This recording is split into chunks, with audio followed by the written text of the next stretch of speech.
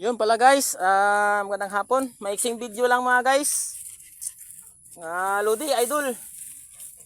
Lodi na, idol pa. So itong maiksing video lang, bumili pala tayo ng ng bigas kaninang umaga. So ito 'yun. Yan.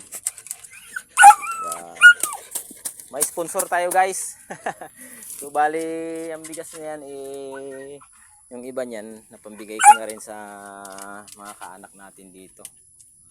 So ito yung naiwan dito ay ito yung konsumo natin dito sa ating bukid. So 25 kilos yan, medyo matagal-tagal na rin at nang hindi tayo siging pabalik-balik pa ulit-ulit bili ng bili. Kasi malayo rin kasi yung malayo din po kasi yung kanto na may tindahan na nagbebenta ng bigas saka yung palengke. So isa pang balakid sa ating paglabas-labas ay gawa ng yung kalsada natin pwede nang sabugan ng palay.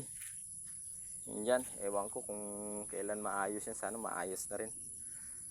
At nang hindi tayo nahirapan sa paglabas-labas kasi yung aking service tricycle, nahihirapan sa pag-akyat, muwabaon doon banda sa kalagitnaan, kaya iniwan ko na lang muna doon sa bahay ng pinsan ko. So yun lang guys, maraming salamat sa lahat.